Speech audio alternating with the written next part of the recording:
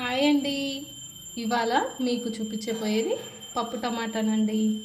ముందుగా పప్పు ఒక కప్పు తీసుకోవాలండి.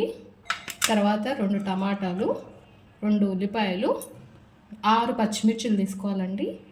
4 ఎండుమిర్చిలు, కొన్ని వెల్లుల్లి, కొంచెం కరివేపాకు, కొద్దిగా 2-3 రెబ్బలంత చింతపండు తీసుకోవాలండి.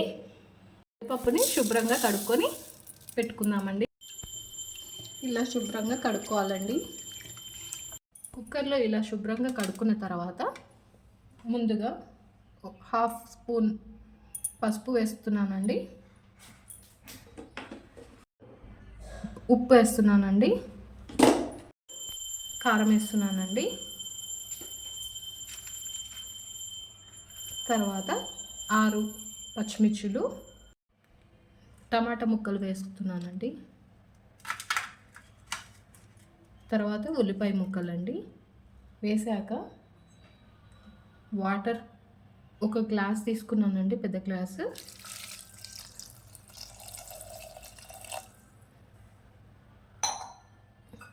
ఇంకొక 1/2 కప్పు గ్లాస్ వాటర్ పడతాయండి. తర్వాత కుక్కర్ మూత పెట్టుకోవాలండి.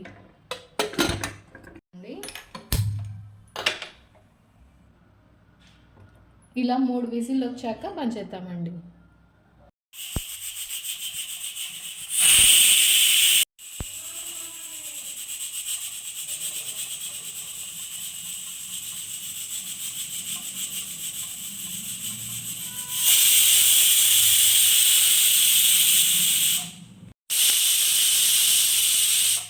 మూడు విజిల్స్ తర్వాత కుక్కర్ తీద్దామండి. ఎలా ఉడికిందో చూద్దాం.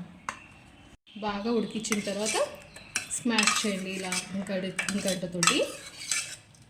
చూడండి, పప్పు టమాటా కాబట్టి ఇలా ఉడకబెట్టుకొని ఇలా స్మాష్ చేసుకోవాలండి. స్టవ్ ఆన్ చేసుకొని తాలింపు పెట్టేస్తున్నామండి. పప్పుకి స్టవ్ ఆన్ చేసుకొని తాలింపు పెట్టేద్దామండి. కడాయి తీసుకొని 3/4 కొంచెం కాగాక హై ఫ్లేమ్లోనే ఉంచుకుందామండి కొద్దిసేపు.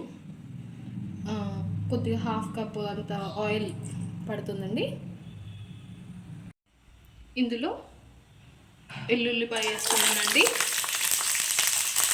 తర్వాత ఎండుమిర్చి, తాలింపు గింజలండి 1 స్పూన్,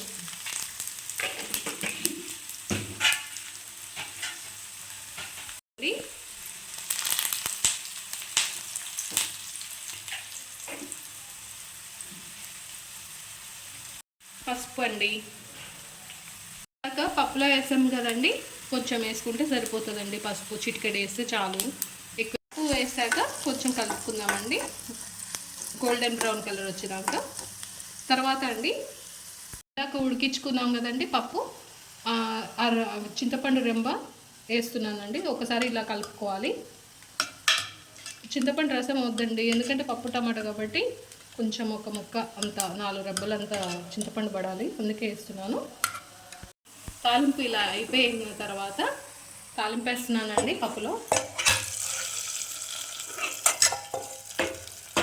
వేసాక కలిపేస్తున్నానండి. ఉప్పు వేసిన తర్వాత 2 మినిట్స్ ఉడకబెట్టేస్తే అయిపోతుందండి. అంతేనండి, సింపుల్గా ఈజీగా త్వరగా అయిపోయే పప్పు టమాటా రెసిపీ అండి. ఎలా ఉందో చూడండి. మీకు నచ్చితే మీరు కూడా ఒకసారి ట్రై చేసి చూడండి. నాలాగా బాగుంటుందండి, చేసి ఒకసారి ట్రై చేయండి. ఓకేనండి, బాయ్.